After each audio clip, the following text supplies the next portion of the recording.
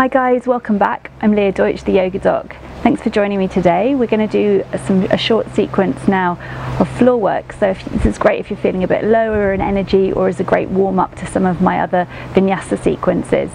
So to begin with today, what you're going to need is a block, or a cushion's fine if you don't have a block, and a blanket just to sit on. So basically the idea here is just to raise your hips above your bottom so that you're in a nice comfortable seated position. So we're going to be here for a few minutes, so make sure you're nice and comfy. So begin by sitting up nice and tall. So it's really good here to focus on your posture, sitting up nice and straight, raising your body out of your hips. Take a deep breath in through your nose and out through your mouth. Take another big deep breath in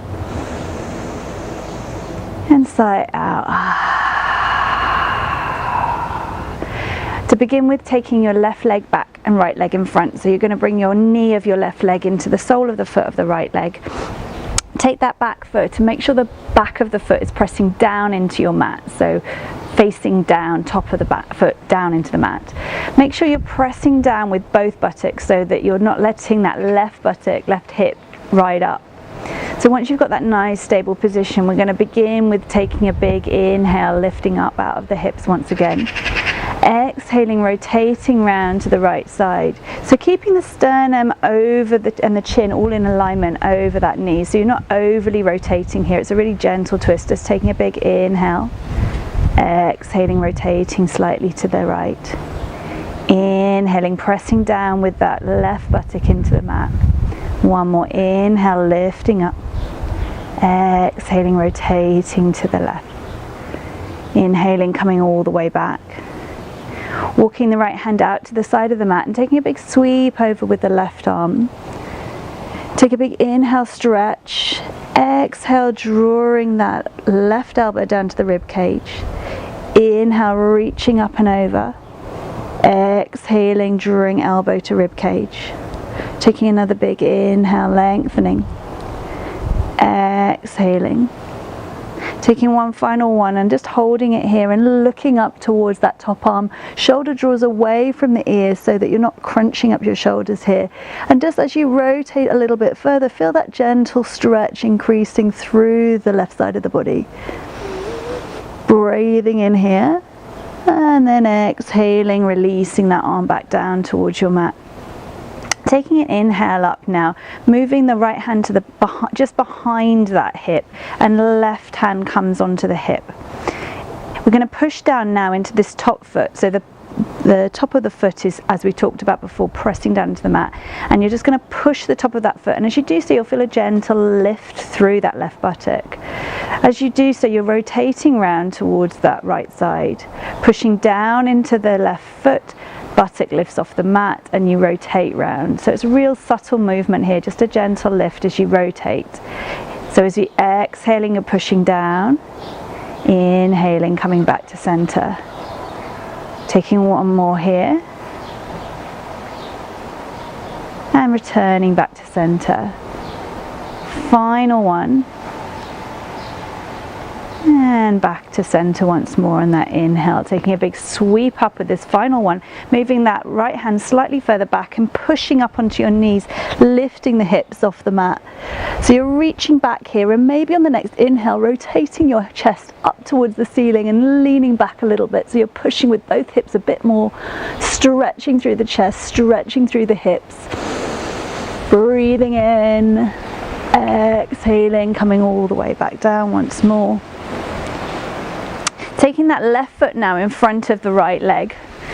So you're coming to a seated position with the left leg in front, and we're just going to take the arms, sweeping them up, inhaling up, bringing that left arm underneath the right arm, coming to eagle arms. So you're crossing your elbows here and then just bringing your palms to face each other at the center of the chest. If you can't get your palms together, then the back of the hand is absolutely fine. And then we're going to just inhale, drawing the belly in and pushing the arms away, pushing the elbows away. So you feel that stretch through the shoulder girdle at the back of the upper spine. Taking an inhale, lifting up.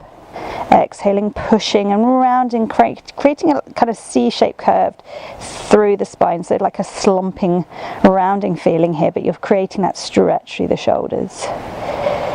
And then inhaling, coming all the way back up, releasing the arms back down to the side. So keeping that left leg in front, we're going to tuck the right foot behind now. So bringing that top of that right foot onto the mat, hooking that left foot onto the right knee, sitting up nice and tall, coming into the opposite side as you inhale, just taking a little bit of a turn here. So bringing that hand onto the left knee, inhaling, exhaling, rotating, remembering to keep that chin and sternum in alignment here, so it's not a big twist. You're not twisting from the hips, you're twisting from the upper spine. Gently shifting the upper body round to the left, pushing down with that right buttock so that your hips are nice and square. One more here, inhale and exhaling. Inhaling to return to center and walking the left hand out to the side of the mat again. Inhaling, sweeping that hand up above the head. Drawing right elbow down towards the rib cage, looking down towards that bottom hand. Inhaling, sweeping up. Exhaling, elbow down to rib cage, pushing down and once again into that right hip so that hips are nice and square. One more. And then on your final one, taking a nice big reach up, stretching over and rotating your head to look at that top arm, feeling that now through that rib cage here on your right side. Big breath in. And exhaling, drawing the hand back down, bringing the body back to center once again. Coming into the opposite side now, so bringing that right hand to the hip, left hand is a few centimeters behind the same hip, and you're going to push into the top of this foot. So pushing into that foot, you start to lift that buttock, just a really subtle lift off the mat as you rotate. So push into the foot, buttock lifts off. So here you're going to be engaging your gluteus minimus muscles, the smaller muscles of your bum. And it's really important in pregnancy and after pregnancy as well, just to start working those muscles. So your core strength is slightly tapers off in pregnancy because obviously you've got a baby growing inside you. So you want to strengthen the other supporting muscles here, the thighs, the buttocks, and the gluteus minimus, the smaller butt muscles, tend to get neglected a little bit.